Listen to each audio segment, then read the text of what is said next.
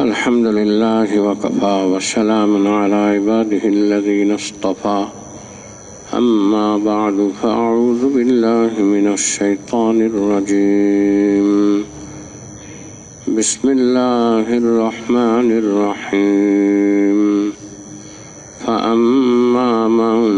فأما من أعطى واتقى وصدق بالحسنى فسنيسره لليسرى صدق الله العظيم.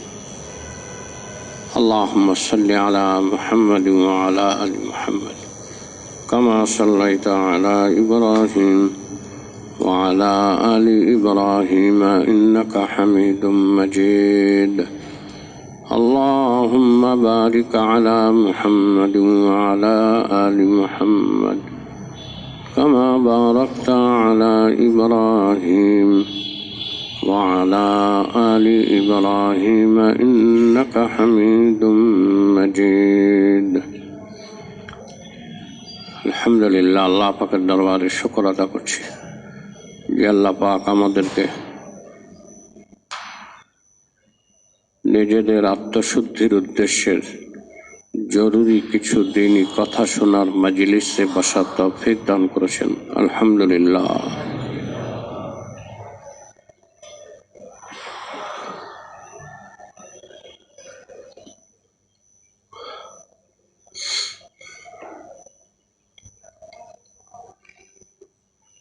আমরা দুনিয়াতে দেখি একজনের প্রিয় ভাজন হওয়ার জন্য কত চেষ্টা, কত সাধনা আমাদের করতে হয়। চেষ্টা সাধনা ছাড়াই আমাদেরকে কেউ ভালোবাসে না। অনেক চেষ্টা সাধনা করে একজনের মন জয় করতে হয়। তো দুনিয়াতে আল্লাহ রাব্বুল আলামিন আমাদেরকে একমাত্র এই কাজের জন্য পাঠাইছেন। আমরা দুনিয়াতে এসে আল্লাহকে রাজি খুশি করায় দুনিয়া থেকে যাব। এটাই হলো আমাদের একমাত্র কাজ, আল্লাহকে রাজি করানোর কাজ। কারণ এই দায়িত্ব শুধু দুনিয়াতে, আগেও দেন নেই আল্লাহ, পরেও দেবেন না।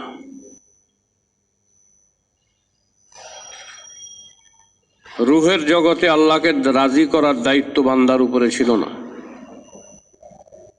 মার রেহেমে যখন ছিল, মার গর্ভেও আল্লাহকে রাজি করার জিম্মাদারি বান্দার উপরে ছিল না।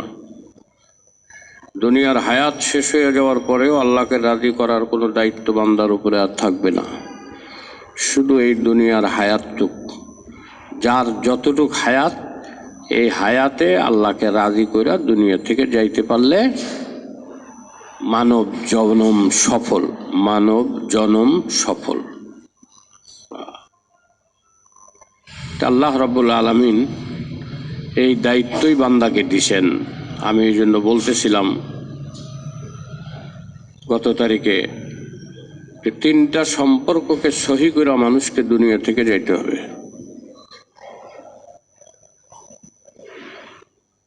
আর তিনটা সম্পর্ককে, তিনটা তাআল্লুককে, তিনটা বন্ধনকে মজবুত করা, সহি করা, এটা ছাড়া আল্লাহর কাছে গেলে আল্লাহ রাজি হবেন না। এক নম্বর হলো আল্লাহর সাথে বন্ধন, সৃষ্টির সাথে স্রষ্টার বন্ধনকে মজবুত করা, এটাকে সহি করা।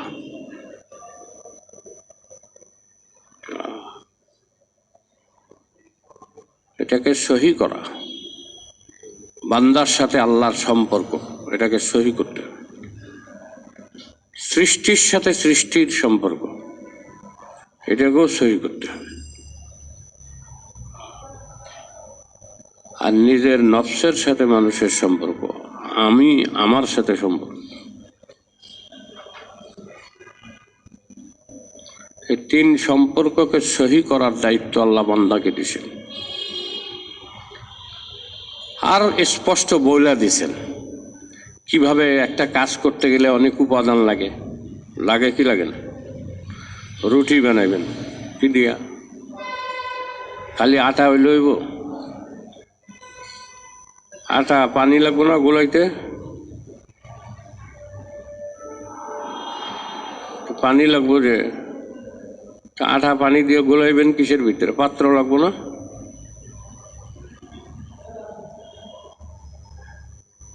বাস আটা পানি দিয়ে গোলাইলেন, রুটি খাওয়া যাব? লবণ দিতে হইব।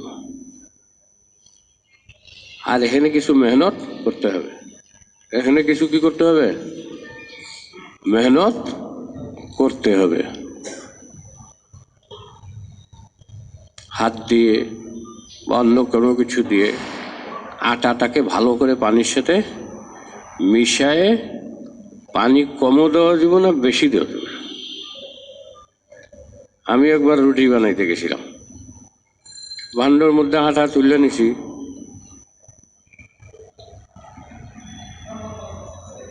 আটা তুলে নিয়ে পানি ঢালছি, যখন হাত দিয়ে গোলামো, যখন হাত দিয়ে গোলাইতে গেছি দেখছি পানি বেশি হয়ে গেছে, একবারে তরল পাস্তরিত হয়ে গেছে। হায় হায়, এখন তো আরো আটা দিতে হবে। দিছি আরো আটা, এখন আটা দিয়া পরিমাণ কম বেশি হয়ে গেছে। এখন দেখি এমন শক্ত হয়েছে আর খামিরও না। পরে আবার দিছি একটু পানি, সাবধানের সাথে দিছি, তাও বেশি হয়ে গেছে। এই আবার আর একটু আটা দিছি, এখন যে আবার আটা দিছি তাও আবার আটার বেশি পরিমাণ হয়ে গেছে। আবার আর একটু পানি দিছি। এই 3-4 বার দিতে দেয়া বানামো 3 জনের রুটি বানানো হয়ে গেছে 15 জনের রুটি। এখন এটি কি করবো? আমি খামু না কাউরে দিব? যদি দেই, যার আটা, যার রুটি বানাইতে গেছি, হে কইব যে তোরে কাটা এটা করতে গেছি, আমার আটা বেশি হয়েছে, তুই রুটি বানাবি, বানাইতে গেছি 3 জনের, বানাইছো 10 জনের, 15 জনের, এখন ডেলি রুটি দিয়ে হবে। আমি খেলে ডেলি বস্তা বস্তা আটা কিনবো নাকি? তাহলে দেখা যায় যে একটা খামির, আটার খামির তৈরি করতে কিছু পদ্ধতি লাগে। কি লাগে? কিছু পদ্ধতি লাগে। আটা লাগে, লবণ লাগে, পানি লাগে, এটা আবার রাখার জন্য একটা ভাণ্ড লাগে। আবার এইগুলোর একটা পরিমাণ আছে, কম বেশি হইলে ওই আমার মতন হইব। 3 জনের রুটি বানাইতে যায় হয় 15 জনের জন্য হইব, আর নইলে রুটি হবো না, চাপড়া বানাইতে হবো, তাওয়ার মধ্যে পানি, ওই আটার পানিটা ঢাইলা দিয়ে কোনো রকম একটা কিছু বানায় খাইতে হবে, রুটি আরো। আচ্ছা, পরিমাণ মতো পানি দিলেন, সব কিছুই করলেন, খুব ভালো, আপনি খুব বুদ্ধিমান, খুব পারদর্শী, সব কিছু করলেন, আর বেলনা নাই, পিড়া তো আছে। এখন আটার খামির টুকরা নিয়ে হাত দিয়া ডল্লা ডল্লা রুটি বানান, কয়টা বানাইতে পারবেন?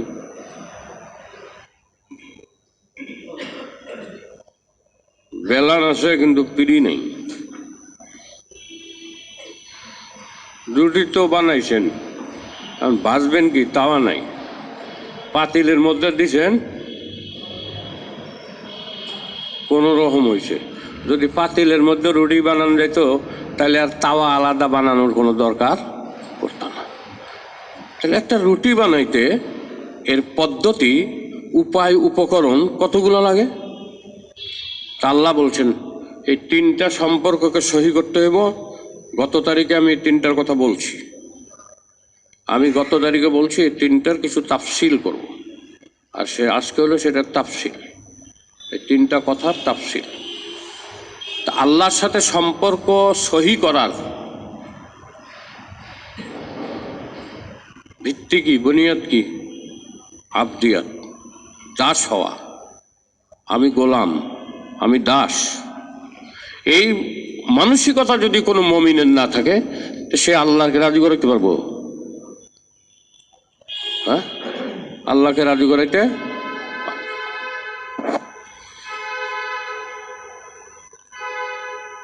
আব্দ হইতে হবে। আব্দ কাকে বলে? নিজের কোনো পছন্দ নেই, নিজের কোনো নিজের কোনো রুচি নেই। মনিবের যা রুচি সেটাই দাসের রুচি।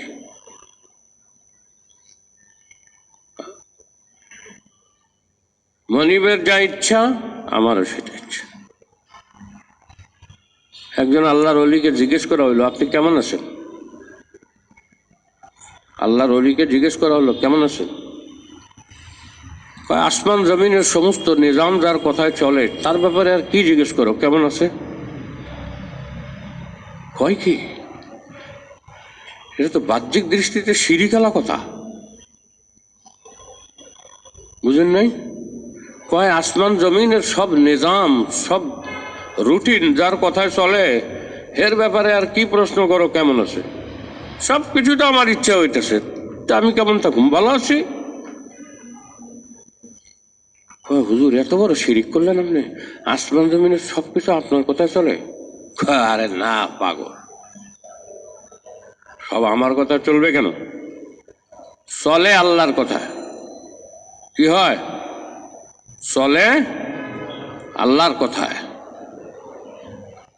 আমি আমার চাওয়া পাওয়া, ইচ্ছা, অভিলাষ, অভিপ্রায়, আমার থিঙ্কিং, চিন্তা, চেতনা, দেমাগ, শউর, উপলব্ধি, বোধ, সব কিছু আমি আল্লাহর বোধ, আল্লাহর ইচ্ছা, আল্লাহর অভিপ্রায়, আল্লাহর অভিলাষের উপরে আমি সুপর্দ করে দিয়েছি।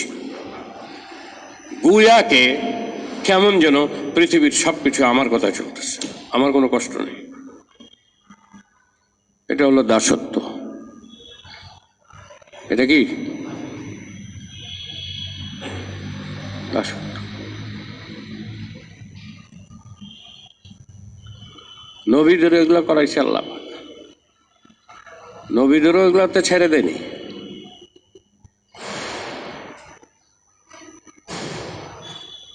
তুমি যে আমার বান্দা হবা, তোমার ভিতরে আগে প্রাথমিক যোগ্যতা নাও। এই জন্য মাখলুকের সাথে সম্পর্ক আগে ছেড়ে দাও, আগে আমার লোকের সম্পর্ক ঠিক করো। এই জন্য নবী আলাইহিসসালাম কি করছেন? গারে হেরাতে নির্জনতা অবলম্বন করছেন, সাময়িক। সবসময়ের জন্য নির্জনতা ইসলামে নাই, সাময়িক গারে হেরাতে গেছেন, মুরাকাবা করছেন, ধ্যান করছেন। আল্লাহ, আমি নির্জনতায় আসছি, আমার কলবের ভিতরে পৃথিবীর কোন সৃষ্টির মহব্বত নেই, পৃথিবীর কোন সৃষ্টির প্রতি আমার আগ্রহ নেই, কারো সাথে আমার কোনো সম্পর্ক নেই। আমি কলবকে খালি করে তোমার মুখাপেক্ষী হইয়া বসলাম। আল্লাহ কয়, এইবারের নবুয়ত দেওয়া যায়, এইবারের কি করা যায়? নবুয়ত দেওয়া যায়। নইলে আল্লাহ পারে না নবুয়ত দিতে, দেয় না তো। 40 বছর পার করায়। এই 40 বছরটা হলো নবুয়ত প্রাপ্তির একটা দলিল। হ্যাঁ, এই জন্য নবীজি সাল্লাল্লাহু আলাইহি সাল্লাম নবুয়তের আজীব দলিল দিছেন, নবুয়তের আজীব দলিল দিছেন।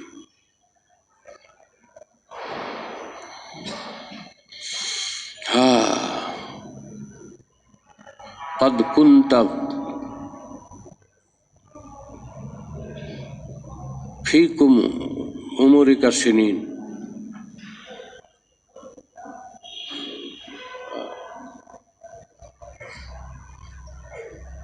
কি জানি আয়াতটা আছে, মনে নিতেছে না, যে আমি তোমাদের কাছে কত বছর ছিলাম। নবীজি নবুয়ত প্রাপ্তির দলিল দিছেন প্রথমে কি দিয়া? আচ্ছা, এই সবাই আমার এলাকার মানুষ আসো, আসছে। আচ্ছা, আমি তোমাদের মাঝে 40 বছর কাটাইছি, আমি কিরম?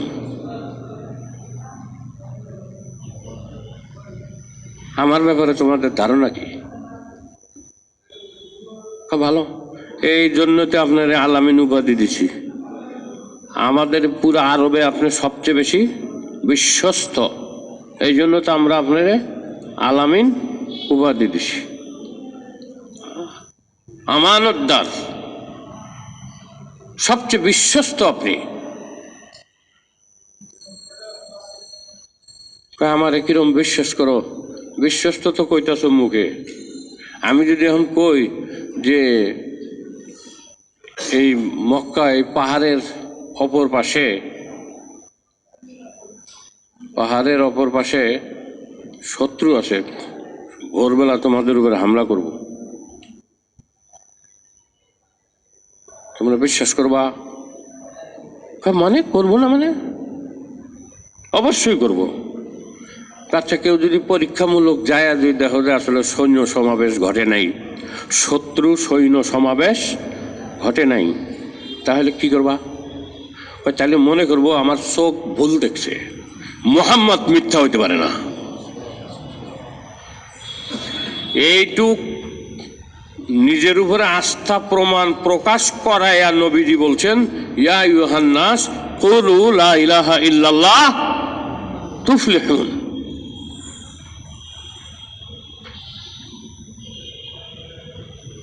আমরা খালি মানুষের চিন্তা করি, অমুকের কি হইব, সুদি কারবার করে, অমুকের কি হইব, বেপরদা চলে, অনেকে কি হইব, অন্যের উপরে জুলুম করে।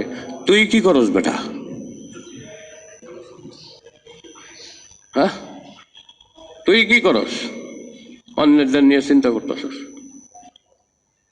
আল্লাহ বলছেন আলাইকুম আনফুসাকুম,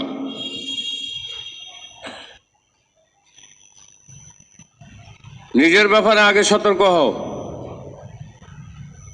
নবীজি সাল্লাল্লাহু আলাইহি সাল্লাম 40 বছর জীবনকে তাদের সামনে রাখছেন।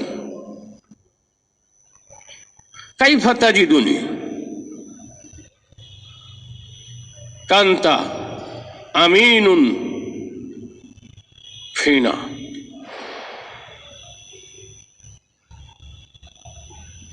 কাইফা তুমিনু বি,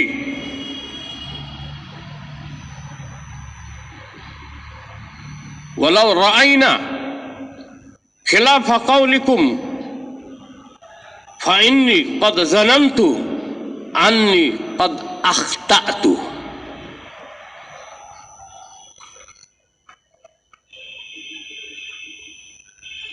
মজমুউজ জাওয়ায়েদ, তারিখে মক্কা, তারিখে হাবিব এলাহ, তারিখে ইবনে হিসাম, তারিখ ইবনে খালদুন, খুললে দেখেন। আর আমি আপনি আর একজনের ইসলাহ করতেছি, নিজের কোনো ইসলার খবর নেই, নিজের ইসলার খবর নেই।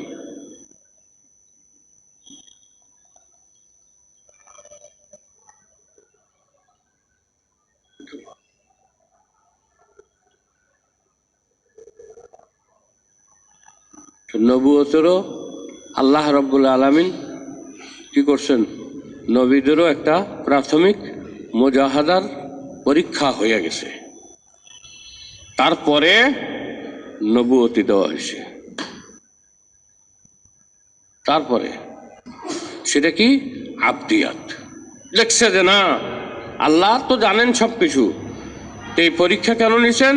অন্যদের সামনে প্রুফ রাখার জন্য, দলিল রাখার জন্য, যে তোরা যে কবি যে আমারে বাদ দিয়া হেরে নবী বানাইলেন কেন, তার দলিল আল্লাহ রাখছেন যাতে তুই এই প্রশ্ন করতে না পারস। তো আল্লাহ আগের থেকে জানেন। ঠিক তেমনি ভাবে আমি যে আল্লাহর সাথে সম্পর্ককে সহি করব, এটার ভিত্তি, বুনিয়াদ, এটা হলো আবদিয়াত। আমার ভিতরে যদি আবদিয়াতই না থাকে, তাহলে অন্য সম্পর্কগুলো তো তার অর্ডার, তাহলে অন্য দুইটা সম্পর্ক হবে না। এই জন্য আল্লাহর সাথে সম্পর্ক সহি করার, আল্লাহর সাথে তাল্লুক মাআল্লাহ সহি করার ভিত্তি হলো আবদিয়াত। আমার ভিতরে এই মানসিকতা থাকতে হবে, আল্লাহর যে কোনো হুকুম, আল্লাহর যে কোনো হুকুম, নবীজির যে কোনো তরিকা, সুন্নাহ আমি যখন জানতে পারবো তো অবশ্যই সেটার উপরে আমল করব। এই মানসিকতা আপনার থাকতে হবে। আর যদি এই মানসিকতার পরিপন্থী কিছু থাকে, তাহলে আপনি আল্লাহর সাথে সম্পর্ক সহি করতে পারবেন না, আর বাকি দুই সম্পর্ক আপনি সারা জীবন সহি করতে পারবেন না। এই জন্যই দেখা যায়, এই জন্য আমাদের ভিতরে লাগিয়ে জায়গা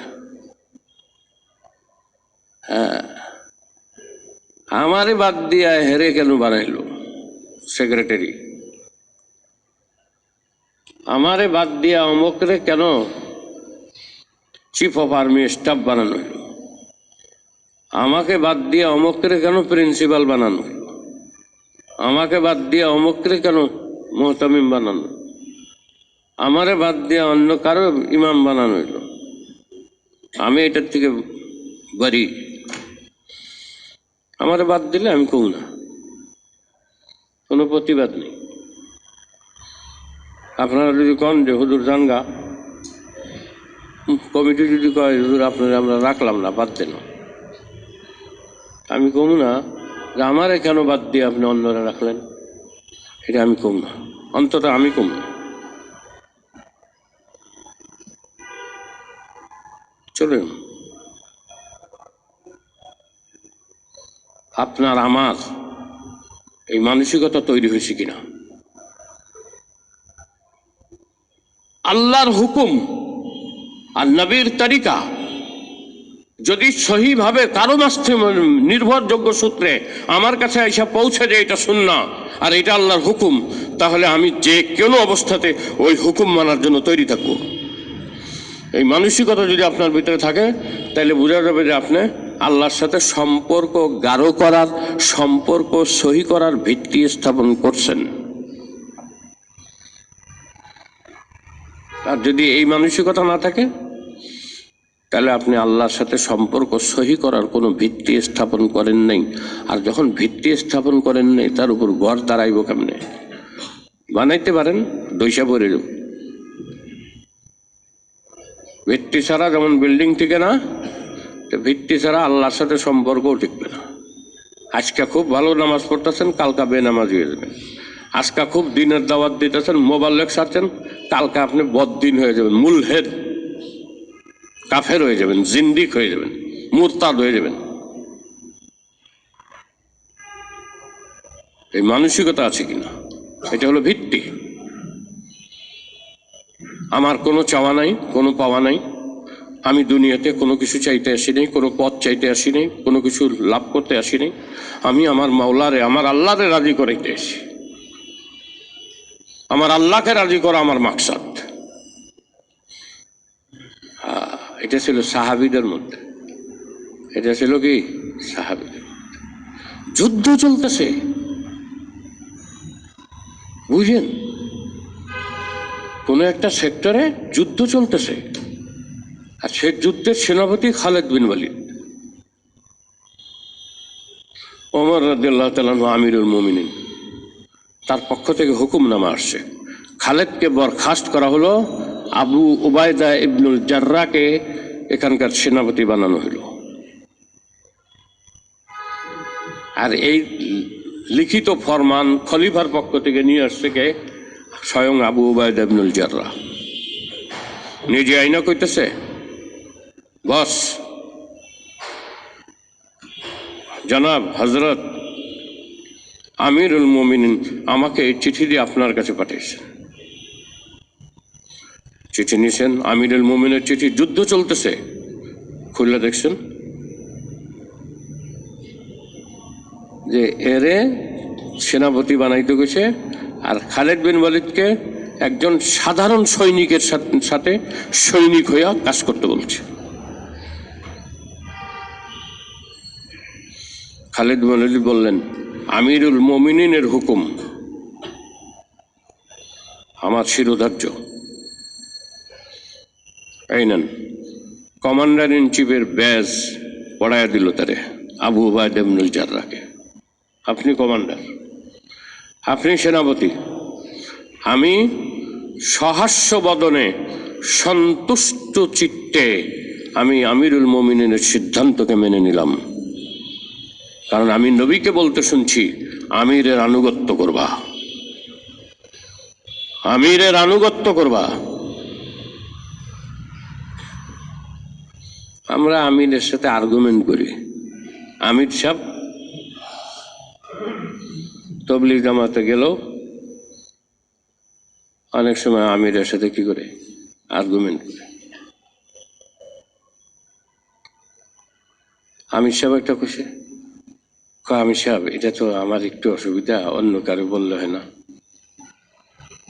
আমির সাহেব কি করবো, বেচারারে ধরে রাখুন লাগে, নইলে ভাগবো। এর লিগে কি করছে, আর একজনদের দায়িত্ব দিছে আর্গুমেন্ট করে। আমিরের আনুগত্য জরুরি।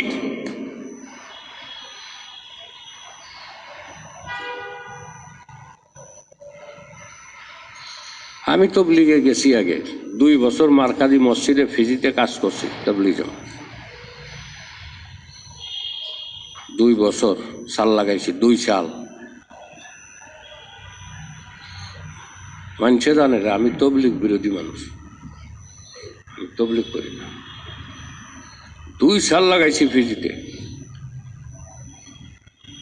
আপনারা ঘুরে ঘুরে লাগান, আমি এক দেশে লাগাইছি, তা আমারটা হয় নাই। সাল লাগাইছি। এর আগে তো কত 15 দিনের 10 দিনের এক চিল্লায় বাইরেছি। মৌলানা মনির সাহেব থাকতে কাকরাইল, মনির সাহেবের সাথে আমার খুব সম্পর্ক ছিল, আমার খুব স্নেহ করতেন, আদর করতেন। কাকরাইল গেলে আমার না খায়া ছাড়তেন। আমি তখন ছাত্র, আমি বলতাম হুজুর জি না, যা কই তাই শুনবি। হ্যাঁ,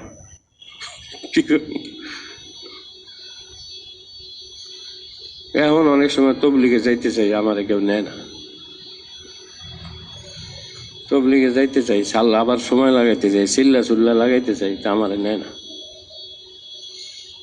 খামাখা আমার নামে অপবাদ দেয়, আমি তবলিগ করি না। এখনও যাইতে চাই, যদি কন দিয়ে চলেন কালকা, কেডা নেয় না, আমাদের লগে চলেন, তা আমি যাইতে রাজি, এক কথা রাজি। কোন কি আল্লাহ রাস্তায় সময় লাগে, মনে একটা কথা হইল, কালকাই রাজি না। আমি তো একটা সিল লাগছে আমার, আলেমের সিল, আমি তো আর যেন তেন ভাবে যাইতে পারি না। আমার একটু শর্ত শর্ত থাকবো না, ওই একটু শর্ত আছে, ওই শর্তটুক দেই, কয় হুজুর আপনার যেমন লাগতো না, কি করবো, নেয় না আমারে। তো বলতেছিলাম সাহাবা আজমাইন এইরকম মানছেন, আল্লাহর হুকুমকে, আমার নবীর তরিকাকে তারা এইভাবে মানছেন। যুদ্ধ চলাকালীন অবস্থায় কেউ এটা করবে? বাপরে বাপ,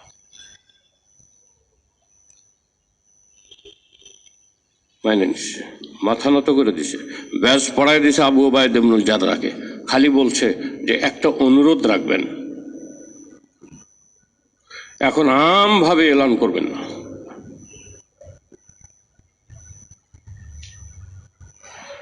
যুদ্ধের, আগেকার যুদ্ধের, এখনকার যুদ্ধের কথা তো আর কইতে পারি না, আপনারা ভালো পারেন। আগেকার যুদ্ধের নিয়ম ছিল মুকদ্দমা, মাইমানা, মাইসারা, জাইশ এবং মূল দল। ডান পার্শ্ব বাম পার্শ্ব মুকদ্দমা, মূল সেনা দলের আগে একটা সেনা দল থাকে, আর পিছিয়ে থাকছে স্পেশাল রিজার্ভ বাহিনী।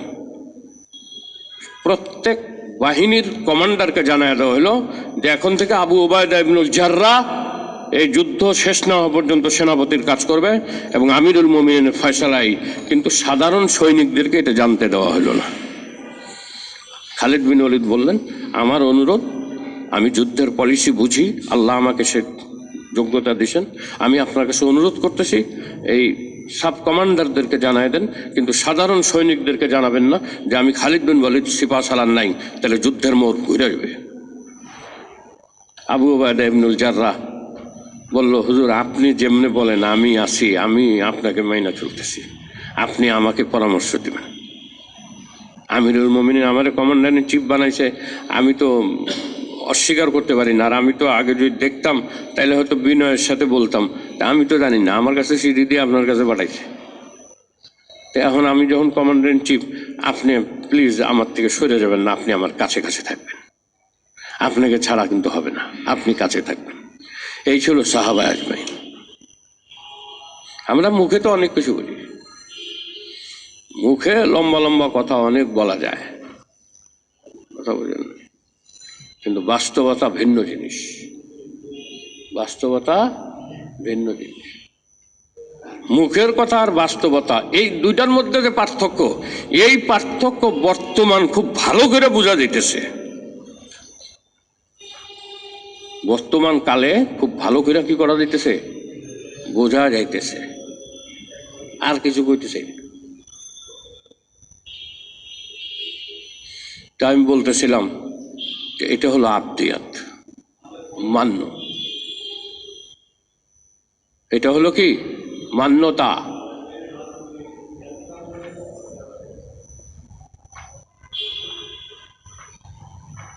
এটা কি মান্যতা, এটা মানা।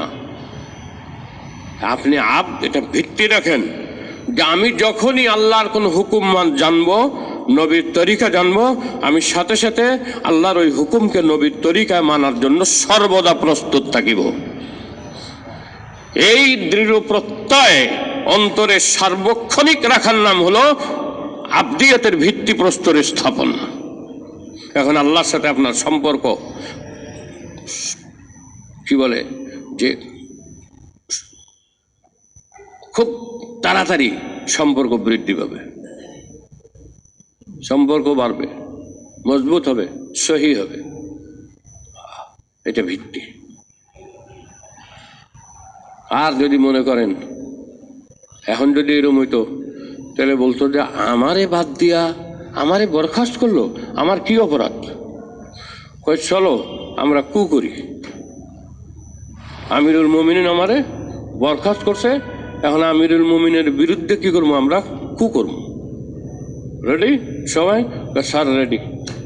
এখন তারা আমিরুল মুমিনের বরখাস্ত অমান্য করে বলে।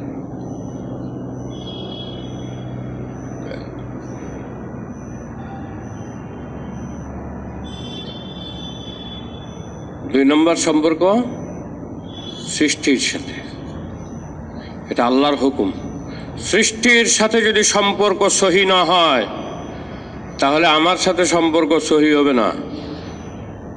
এই জন্য দেখেন আলকামার কথা, হযরত আলকামা মৃত্যু মুখে কালেমা পড়তে পারতেছে না, নবীজিকে জানানো হইল।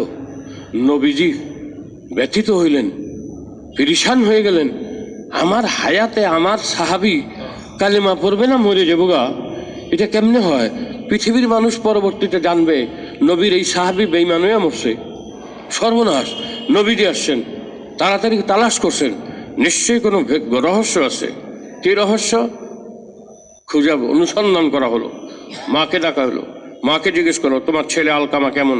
ও খুব নামাজি, খুব পরহেজগার, খুব হালাল হারাম বাইসা চলে, কাউরে ঠকায় না, কারো হক নষ্ট করে না। এত ওয়াজ শুনতে চাই নেই, আমি যেটা সরাসরি জিগাই, নবীজি বললেন তুমি আলকামার উপরে সন্তুষ্ট না অসন্তুষ্ট? নবীজি তো নবীজি।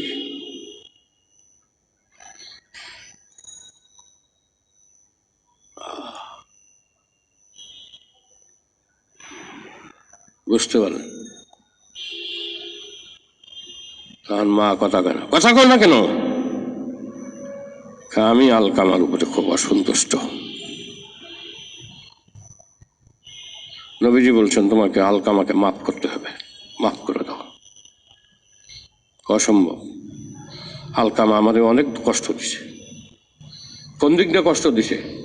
তার স্ত্রীর কথা মাইনা আমারে কষ্ট দিছে, মার চোখের পানি ফেলছে। তাহলে তুমি মাফ করবা না? না, আমি আলকামারে মাফ করতে পারতাছি না। নবীজি হযরত বেলালকে ডাকলেন, বললেন লাকড়ি আনো। আরো সাহাবীদের বললেন বেলালকে সহযোগিতা করো, লাকড়ি জমা করো, এই লাকড়ি দিয়া আলকামাকে জিন্দা অবস্থায় আগুনে জ্বালায় দাও। এখন সাহাবা আজমেন যেই হুকুম পাইছে নবীর, সাথে সাথে লাকড়ি সংগ্রহ করছে, আগুন জ্বালায় দিছে। এখন আলকামারে দৌড়ে দিয়ে বাইর করে আগুনে ফেলবো। এখন মার মমতার ভিতরে উত্থাল পাত্তাল শুরু হয়ে গেছে। ইয়া রাসূলুল্লাহ, আমার চোখের সামনে আমার ছেলেকে আপনি আগুনে জ্বালাবেন? তুমি মারা গেলে কিয়ামতে তো তুমি নিজের চোখে তোমার ছেলেকে জাহান্নামের আগুনে জ্বলতে দেখবা। এটা দুনিয়ার আগুনে জ্বলতেছে এখন, আর আখিরাতে তো জাহান্নামের আগুনে জ্বলবে। এখনো বলো এই আলকামাকে ফেললাম আগুনের ভিতরে। মা কয় ইয়া রাসূলুল্লাহ, আমি মাফ করে দিছি, আমি মাফ করে দিছি। ভাই দোস্তর বুজুর্গ, এই ঘটনা থেকে শিক্ষা আছে। কি শিক্ষা? পীর মুরিদ ওস্তাদ সাগরেদ বুজুর্গ স্বয়ং নবীর সাহাবী হইয়া তার কি ইমানের কমতি ছিল? আব্দিয়াতের কমতি ছিল? ছিল না। কিন্তু সৃষ্টির সাথে সম্পর্ক একটা, সেটা হলো মা। এই মার সাথে শফকাত ও দয়া কম ছিল স্ত্রীর থেকে, স্ত্রীর বেশি ছিল।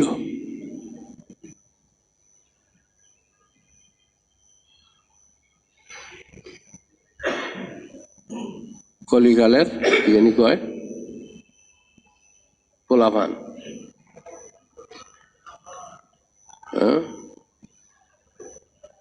বাপেরে কয় হুক্কান।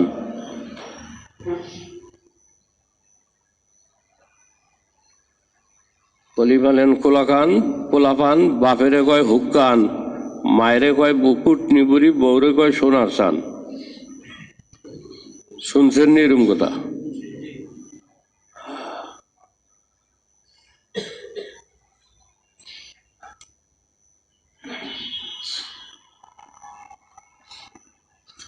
আবার শুনছি আইলরে ভাই কলির কাল, ভেড়ায় চাটে বাঘের গাল।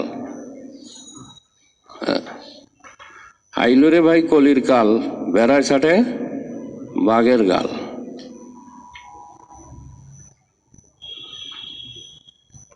যুগাইছে তো, বুঝেন এটার অর্থ কি?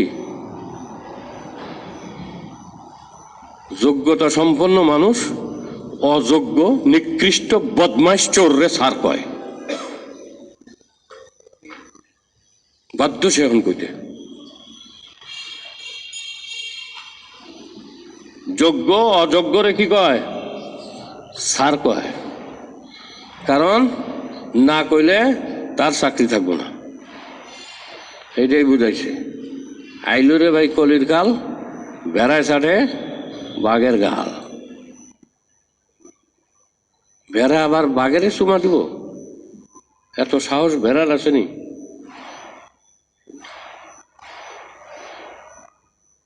আমি চিন্তা করি, কিসের অলি, কিসের আব্দুল কাদের জিলানি, কিসের মাইনুদ্দিন চিশতি?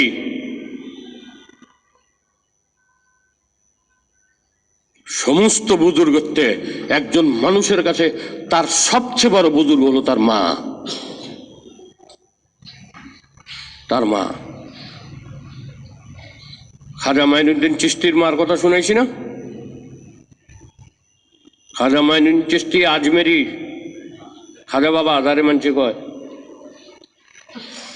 মার কাছে এসে খুশির ছাড়া বলছে, মা আজকে আমার হাতে লক্ষাধিক মানুষ ইসলাম গ্রহণ করছে। মা দিছে ধমক, এটা বেটাগিরি দেখাও। হ্যাঁ, 1 লক্ষ ইসলাম করছে, বাকি রয়েছে কত? অনেক, কয়েক কোটি। তাহলে এটা খুশির কি হলো?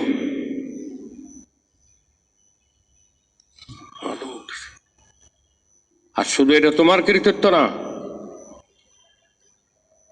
আমার দোয়া। আমি তোমার মা, তুমি যখন গর্ভে থাকছো তখন নামাজ পড়ে পড়ে আল্লাহর কাছে কান্না নিছি, আল্লাহ আমার গর্ভের সন্তান যেন তোমার ওলি হয়, কোন বেঈমানকে যেন আমি আমার গর্ভে ধারণ না করি। তাহাজ্জুদ পড়ে পড়ে তোমার লিগে দোয়া করছি, আল্লাহর কাছ থেকে তোমারে চায়া নিছি। আর যখন তুমি ভূমিষ্ঠ হয়েছো, তোমার যতবার তোমার মুখে আমি স্তন তুলে দিয়েছি, দুধ দিয়েছি, ততবার উজুর সাথে উজু না থাকলে উজু করে আমার স্তন তোমার মুখে তুলে দিছি।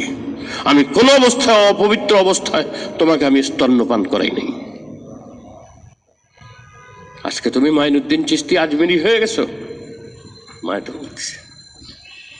পৃথিবীতে একটা কথা আজকে বলে যাই, কোনো পীর বুজুর্গ নাই, কোনো বড় নাই মায়ের থেকে। মা যদি ভুলও করে সেটাই মানবেন, শুধু আল্লাহর বিরুদ্ধাচরণ, শিরিক আর কুফর না হইলে হয়েছে। শুধু শিরিক আর কুফর একটা মার মানা যাবে না, এছাড়া মা যা বলে এটা মানতে হবে। মা যদি বলে তোর বউকে তালাক দিয়ে দে, তালাক দিতে হবে। কোনো দ্বিতীয় কোনো পথ নাই। মা কষ্ট পাইতেছে আমার স্ত্রীর জন্য, আমার মা বলছে তালাক দিতে হবে। আপনি আর্গুমেন্টে দিতে পারবেন না যে স্ত্রীর হক নাই। স্ত্রীর হক আছে পরে, আপনার মা বাইচাত আছে আর মা স্ত্রীর ব্যাপারে কষ্ট, মা বলছে তালাক দিয়ে দেবেন।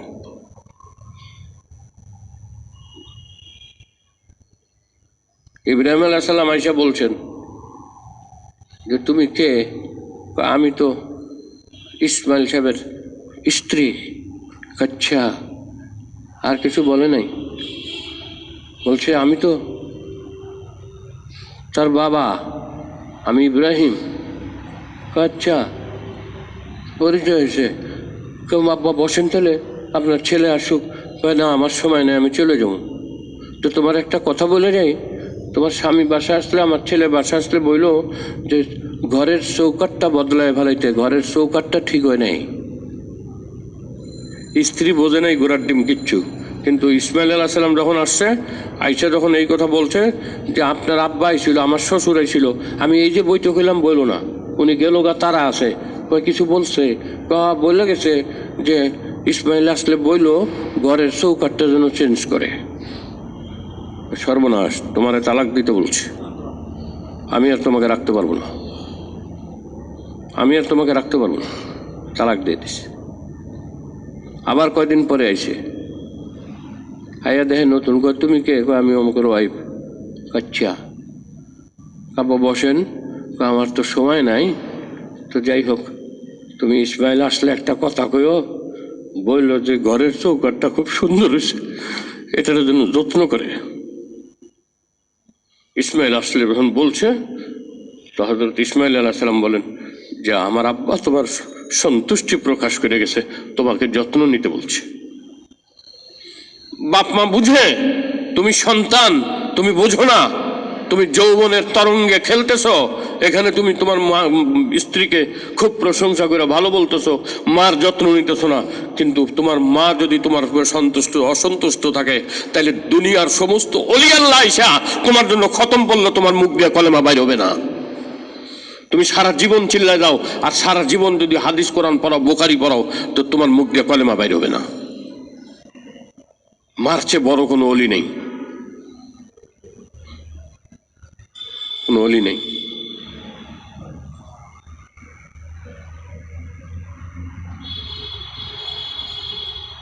যাদের মা আছে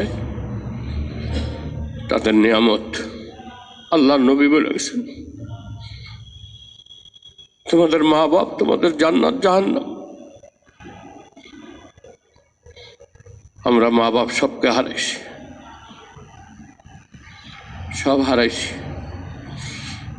এখন আত্মীয় স্বজন অন্যরে এটা ওটা কিনা দিই, মনে করি যে মারে কিনা দিলাম।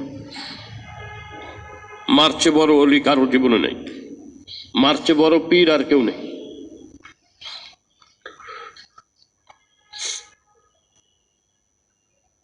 বাইজিদ বোস্তামি পড়তে গেছে, মা বলছে পরকালে দেখা হবে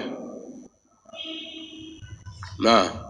হযরত সুফিয়ান সাউরি, মা বলছে বাবা লেখাপড়া করে বড় আলেম হয়ে আসবা, বড় আলেম হও, আল্লাহর ওলি হও, তোমার সাথে দুনিয়াতে আর দেখা হবে না, কিয়ামতে দেখা হবে। এখন হযরত সুফিয়ান সাউরি বড় আলেম হইয়া, মার কথা মনে হইয়া অন্তর ব্যাকুল হয়ে গেছে, অন্তত সে একবার মার সাথে দেখা করি। এটা তো কথার কথা বলছে যে তোমার সাথে হাসরে দেখা হবে, হাসরে তো দেখা হবে, দুনিয়ার দেখা কি ইনকার করছে নাকি? কাজে দুনিয়াতে মারে একটু দেখে, অনেকদিন দেখি না, কত বছর লেখাপড়া করতেছে বাইরে গেছে, যা দেখছে মা দরজাতে ডাক দিছে, বাইরে বাড়িতে ডাক দিছে, মা। মা জানলাতে বলে কে? মা আমি সুফিয়ান। আমি তোমাকে বলি নাই তোমার সাথে দুনিয়াতে দেখা হবে না, আখেরাতে দেখা হবে, ফেরত যাও। আমি কথা দুই রকম বলি না, আমি বলছি আখেরাতে দেখা হবে, আখেরাতে দেখা হবে, দুনিয়াতে দেখা হইলে আমি বলতাম যাও। হযরত সুফিয়ান সাউরি ফেরত আসছেন, মার সাথে দেখা করেন নেই, চোখের পানি ফেলা কাঁদতে কাঁদতে আসছেন। সারা জীবন দাঈ ইলাল্লাহ, মানুষকে আল্লাহর পথে ডাকছেন, ফকি ছিলেন, মাসালা বলছেন, মুহাদ্দিস ছিলেন, হাদিস বর্ণনা করছেন, এরকম করে জীবন পার হয়ে গেছে। আর 3 নম্বর বাইজিদ বুস্তামির ঘটনা তো আরো মারাত্মক, আরো মারাত্মক। বলছে বাবা যাও যাও, লেখাপড়া করে আল্লাহর ওলি হবা, আলেম হইয়া যদি আল্লাহরে রাজি করে আসতে পারো তাহলে আমি মা তোমাকে অভ্যর্থনা জানাম। আর যদি আল্লাহরে রাজি না করতে পারো, এই লেখাপড়ার কোনো দরকার নেই, তুমি আর কোনোদিন আমার কাছে আসবে না। বাইজিদ বুস্তামি জগৎ বিখ্যাত আল্লাহর ওলি হয়েছে। দেশে আসতেছেন, গ্রামের মানুষ শুনছে আমাদের বাইজিদ এখন দিকপাল হয়ে গেছে, সব জায়গায় তার নাম, এত বড় আল্লাহর ওলি হয়ে গেছে বাইজিদ। রিসিভ করে আনতে গেছে, মনের ভেতরে অহংকার আসতে পারে, এই জন্য এমন কাম করছে যে সব রিসিভ করা বাদ দিয়ে ফেরত গেছে। বলছে আল্লাহ আমারে বাঁচাইছে, মার সাথে দেখা করে আসছে। আমার মা বলছে যে আল্লাহর ওলি না হয়ে আমার কাছে আসবি না, আল্লাহর রাজি না করে আমার কাছে আসবি না। তা আমি জানি না আল্লাহকে রাজি করাইতে পারছি কিনা, যদি মা আমারে গ্রহণ করে তাহলে বুঝবো যে আল্লাহ আমারে রাজি করাইতে পারছি। কি দলিল বানাইছে? সারা দুনিয়ার মানুষ ওলি বলছে, সে ওলি বোন মনে করছে নিজেকে। সারা দুনিয়ার মানুষ তাকে জবরদস্ত মুহাদ্দিস বলছে, বাইজিদ বুস্তামি নিজেকে মুহাদ্দিস মনে করে নাই। মার সাথে দেখা করতে গেছে, মা যদি আমাকে অভ্যর্থনা জানায় তাহলে আমি বুঝবো যে আমি আল্লাহর ওলি হইতে পারছি, আল্লাহরে রাজি করাইতে পারছি। আইসা ডাক দিছে মা, মা দৌড়ে আসছে। বাড়িতে ঢোকার একটা প্রবেশ পথ থাকে না গ্রামগঞ্জে, ওই প্রবেশ পথে মা দৌড়ে গেছে, বাইরে আসে নাই, পর্দার খেলাপ হবে, দৌড়ায় হেনে গেছে। বাইজিদ বুস্তামি মাকে কোলে নিয়ে ঝাঁপায় পড়ছে। যখন মাকে জড়ায় পড়ছে, সাকাতাত মাইয়িতান, মা হাইসা দিয়া বাইজিদের কোলের মধ্যে লুটায় পড়ছে।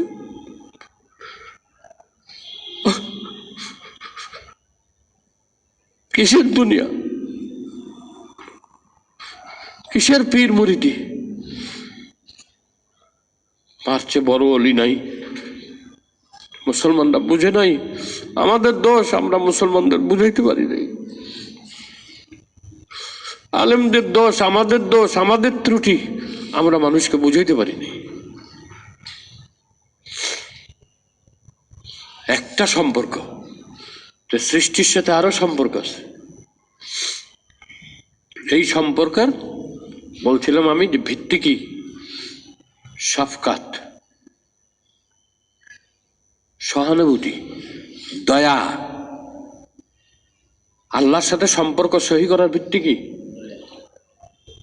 মিয়া খালি আন্দাজে তালেন আছেন। আল্লাহর সাথে সম্পর্ক সহি করার ভিত্তি কি? আবদিয়াত। আবদিয়াত মানে কি? আল্লাহর হুকুম, নবীর তরিকার যেখানে যেভাবে শুনবো আমি এটা সাথে সাথে মাইনে নিতে রাজি আছি, এই কথার মধ্যে যদি থাকেন অটল, তাইলে আবদিয়াত হাসিল হবে। আর সৃষ্টির সাথে সম্পর্ক সহি করার ভিত্তি হলো শফকত, দয়া। আমি গত তারিখে বলছিলাম যে এই ভিত্তির কমপ্লিট একটা অংশ, সেটা হলো যাকাত। আর আবদিয়াতের একটা বড় পাঠ হলো সালাত, নামাজ। এই জন্য বলছে যার নামাজ সহি তার সব সহি হয়ে গেছে। এক বুজুর্গ বলছে, এরকম সরাসরি হাদিস নাই, যার নামাজ সহি হয়ে গেছে তার সব ঠিক হয়ে গেছে, এটা কিন্তু হাদিস না। হাদিসটা কি? যে যার নামাজের ব্যাপারে কিয়ামতের দিন জিজ্ঞাসিত হবে প্রথমে, আউয়ালু মা ইউহাসাবু বিহিল আবদু ইয়াউমাল কিয়ামাহ সালাহ। কিয়ামতের দিন প্রথম কিসের হিসাব নেওয়া হবে? নামাজের। যদি নামাজের হিসাবে বাইচা যায় তাহলে অন্য হিসাব আসান হবে। হাদিসে আছে এইটা, যার নামাজ ঠিক তার সব ঠিক, এটা যৌক্তিক কথা, কিন্তু সরাসরি এই বাক্যে হাদিস নেই। বুঝে আসছে না? কারণ নামাজের তালিম, নামাজের শিক্ষা, এগুলো যদি সব বাস্তবায়ন হয় তাহলে সব ঠিক হবে, এটা যুক্তি বলে। এই যৌক্তিক কথা এটা। হ্যাঁ, যার নামাজ ঠিক, এই এক বুজুর্গ ছিলেন ভারতবর্ষে, যার নামাজ ঠিক তার সব ঠিক। মুরিদ যখন নামাজ পড়ে আসলে মুরিদরে পিসাব বলছে যে আমার এক গ্লাস পানি দেও। মুরিদ যায় তাড়াতাড়ি করে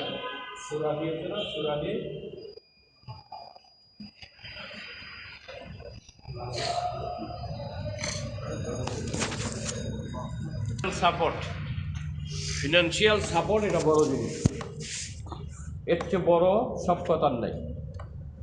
এই জন্য জাকাত দিতে বলছে, চাই জাকাত ফরজ হোক, চাই নফল দান হোক।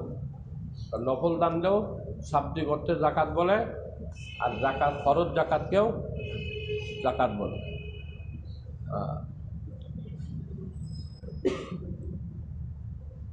যখন আপনি মালি সাপোর্ট করতে পারবেন, তাহলে অন্য সব সাপোর্ট করতে পারবেন। মালি সাপোর্ট করতে পারলে সবই পারবে। এখন যদি মাল না থাকে, আপনার ভিতরে যদি ওই ভিত্তি থাকে, দয়া থাকে সৃষ্টির প্রতি, তাহলে আপনার সম্পদ না থাকলে আপনি গায়ে খাইতে তার সহযোগিতা করবেন। আপনার সম্পদ না থাকলে একটা ভালো পরামর্শ দিয়ে তার সহযোগিতা করবে, কারণ আপনার ভিত্তি তো নাই শফকত, দয়া।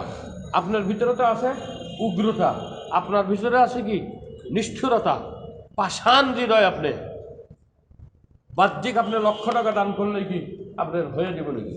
আপনার তো ভিত্তি ঠিক নেই। কাজে সৃষ্টির সাথে সম্পর্ক দুরস্ত করার ভিত্তি হলো দান করা, অর্থনৈতিক সাপোর্ট।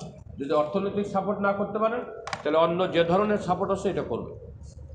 আর অর্থনীতির পরে হলো সবচেয়ে বড় সাপোর্ট হলো কি শিক্ষা। একজনকে একটা শিক্ষা করবে। এই জন্য হাদিসে নবীজি বলছেন, একজনকে একটা ভালো পরামর্শ দেওয়া সাদাকা। একজনকে একটা ছোট্ট কথা বলে উপকার করা, এটা কি সাদাকার সমতুল্য। তোমার পয়সা নাই, তুমি একজন মানুষকে ভালো একটা কথা শিখাও, একজন মানুষকে একটা দোয়া শিখায় দাও, একটা মানুষকে একটা সুবুদ্ধি দাও, একটা মানুষকে একটা সুপরামর্শ দাও, তাহলে তুমি দান করার সওয়াব পাবে। আর নিজের সাথে ভিত্তি, নিজের নফসের সাথে সম্পর্ক সহি করার ভিত্তি হলো নফসকে লাগাম ধৈরা টাইনা ধৈরা রাখা, যেহেনে সেহেনে যাইতে না দেওয়া। যেমন যারা ভালো, তারা ছাগল চড়ায়, ছাগলের গলায় দড়ি দিয়া ছাগল চড়াইতে নিয়ে যায়। ছাগল যদি অন্যের ক্ষেতের গাছপালা খায় ফেলাইতে চায়, তো রশিদের টাইনা ধরে। নফসের ওরকম ছাগলের মতন, ছাগলে কি না খায় আর পাগলে কি না কয়, এর মতো কথা আছে না? আমি এক ছাগলে দেখছি এত বড় বল সাবান খেয়েছি, এত বড় বল সাবান, ওই যে পচা বল সাবান আছে না, আলমের পচা বল সাবান, নতুন এই না রাখছে, খালি ওইটা খুললে কি জানি করবো, গ্রামের কথা বলতেছি। আর ছাগল আসলে একটা ওই বল সাবান খেয়ালছে। আচ্ছা বন্ধু, বল সাবান হচ্ছে ছাগলের খাবার হলো। আর একজনে একটা নোট খাতা রাখছে, খাতারা টেবিলেতে পড়ে গেছে, পড়ে গেলে ছাগলের খাতা খাইছে। এখন নোটের লিগে কান্নাকাটি শুরু করছে, সর্বনাশ করছি। ছাগল তুই আর কিছু পাইলি না, তুই নোট খাতা খাইলি। হ্যাঁ, ছাগলের অবস্থায় কি না খায়, কি না খায়। ছাগল যেরকম কি না খায়, নফস এরকম স্বাদ নিতে চায়, খালি স্বাদ নিতে চায়। তো একটু খাইয়ে দেখি, আরে মদ তো খাইতাম না জীবনে, খাইলি না জীবনে, বুঝলি না মদ কি কত বালা জিনিস। এক ডোক খাইয়া দেখ, প্রত্যেক জিনিস চাইকে দেখা বালা। এই জন্য কি করছে, কয় একদিনের লিগা মদ খেয়েছে, একদিনের লিগা মদ খেয়েছে। তাহলে একদিন যখন মদ খেয়েছে, একটু খাওয়ার পরে শরীরের ভিতরে একটু ফুর্তি বার্তা হয়েছে, কারণ আল্লাহ খেয়েছে মদের ভিতরে কিছু উপকার আছে। মদের মধ্যে গিয়েছে কিছু উপকার আছে, তবে ক্ষতির মাত্রা বেশি। এই জন্য শরাব হারাম করছে। এ কয় যে একদিন একটু চাইকে দেখি। আমি পান খাই, আর একজন কয় হুজুর আপনি একটু পান খান। আপনি কি পান খান? না আপনি একটু পান খান। পান দিছি, ওই একটু জর্দা দেন। আমি আপনি কি জর্দা খান? আপনার একটু খাইয়ে দিই। এই হলো নফস। এটা খাস না, এটা খাইয়ে দেখবি রে।